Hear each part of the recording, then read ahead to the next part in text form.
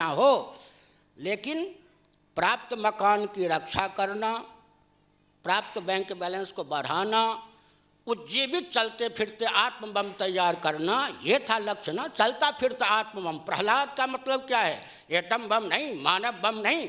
देवर्षि नारद ने चलता फिरता आत्मबम तैयार किया था, उसका नाम प्रहलाद था। तो आत्मबम यहाँ से प्रकट होने चाहिए। उसमें अगर आश्रम की कोई भूमिका नहीं है तो मैं एक संकेत करता हूँ, यहाँ के लिए नहीं, एक देवबंद स्थान है या नहीं? पहले मुजफ्फरनगर जिला में, आजकल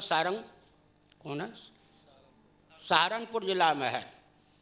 एक वर्ग के मिस्त्री आदि आते हैं हिंदुओं के यहाँ, वो कहते बाबूजी बाबा जी देखिए कितना मैंने बढ़िया ढंग से मकान तैयार करवाया आपके लिए, ये खिड़कियाँ कितनी मजबूत हैं, कम पैसे में कम मजदूरी में मैंने कितना चमत्कार किया है, आखिर क्यों कल आपको भगा के मार के रहना तो मुझको है।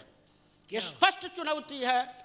ये सब मकान, ये सब आश्रम जाएंगे कहाँ? ये स्पष्ट चुनौती है। ऐसी परिस्थिति में प्रत्येक महंत का, प्रत्येक संत का यह दायित्व होता है, आप धन मान प्राण परिजन को हथेली पर लेकर, जो चुनौती है, जितने अराजक तत्व हैं वे धन मान प्राण परिजन को चुनौती दे हथेली पर लेकर दहाड़ रहे हैं।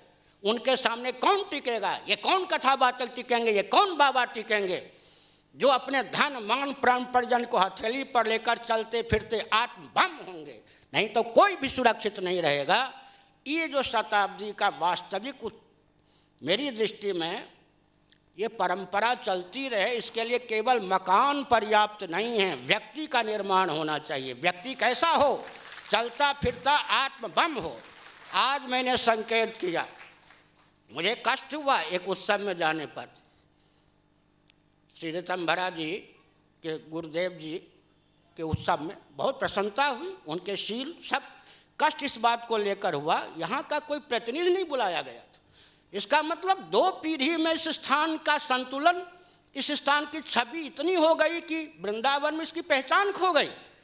वहाँ पर रहने वाले संत, 2-3 संतों ने कहा, पूज्य स्वामी अखंडानंद सरस्वती जी महाराज के स्थान पर रहकर मैंने ये सीखा, मैंने देखा वहाँ का कोई प्रतिनिधि संत नहीं, वृंदावन ही भूल रहा है इस स्थान को। इसलिए थोड़ा धीरता का, वीरता का परिचय देकर स्थान जिस उद्देश्य से बनाया गया उसकी पूर्ति में, जो वर्तमान हमारे सज्जन शिरोमणि सच्चिदानंद जी हैं, कोई घर नहीं बसाया, कोई इन्होंने रिश्तेदार नातेदार से संपर्क नहीं रखा, ये तो त्याग की मूर्ति है इस दृष्टि से।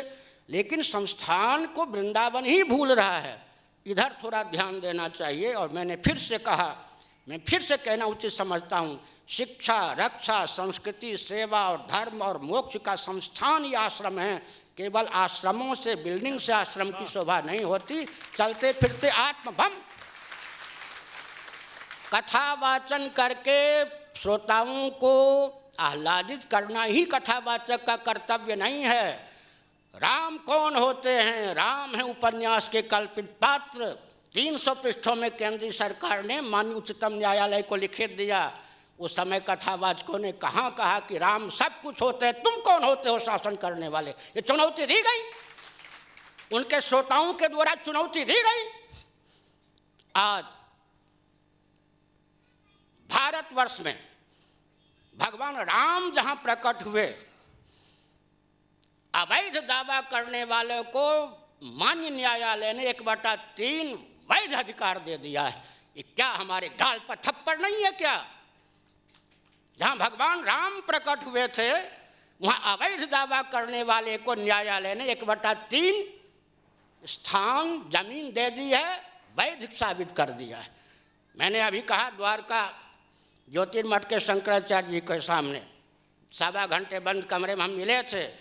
क्यों जी? राष्ट्रपति भवन 926 एकड़ में, भारत का राष्ट्रपति भवन 926 एकड़ में, और जहाँ जिनके पूर्वज परंपरा से चक्रवर्ती नरेंद्र थे, उन महाराजा दशरथ का भवन 926 एकड़ में भी नहीं रहा होगा। जहाँ भगवान रामभद्र का प्राकट्य हुआ 926 एकड़ में किसका अधिकार हो सकता है? लेकिन जो सम्मान आज राष्ट्रपति भवन को प्राप्त है वो अयोध्या को नहीं प्राप्त है। हम जीवित रहने योग्य हैं, मुँह दिखाने योग्य हैं। सामने मथुरा है, उधर काशी है। हम मानवता के पक्षधर हैं, लेकिन मानवता के नाम पर, दयालुता के नाम पर, उदारता के नाम पर अपने अस्तित्व आदर्श को खो दें, यही हमारी संस्कृति सिखाती है क्या? तो हमने संकेत किया पूज्यपाद महाराजा श्री का सूर्य के समान प्रकाश, हमारे धर्म सम्राट पूज्य करपात्री जी महाराज का सूर्य के समान प्रकाश। कोई भी गुरु जुगनू नहीं होते, लेकिन व्यक्तित्व की दृष्टि से, विद्या की दृष्टि से अपने गुरुओं को, जो गुरु व्यावहारिक तुलना में जुगनू के समान थे, उनके शिष्यों ने सूर्य के समान दिखा दिया है।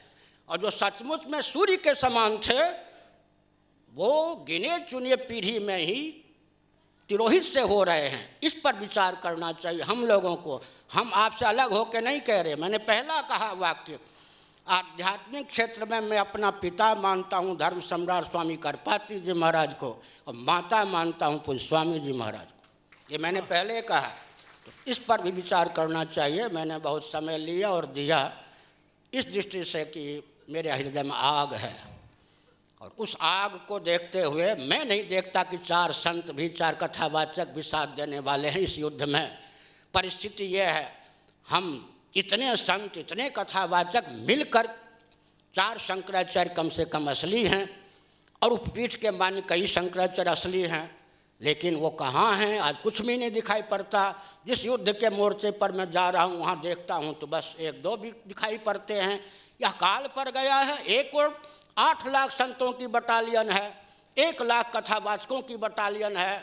ये कर्तव्य है। आपने जो प्रश्न किया था, आप कथावाचक हैं, संबोधन करने वाले हैं, आपने बहुत कुछ धन मान घर को दे दिया है। शेष जीवन आप सबको अभय दान देते हुए हिंदुओं के अस्तित्व आदर्श की रक्षा, देश की सुरक्षा और अखंडता के लिए समर्पित कीजिए। आपको सुगम मार्ग नहीं, दुर्गम मार्ग बताया जाएगा। आपके श्रोताओं को सुगम, आपको दुर्गम।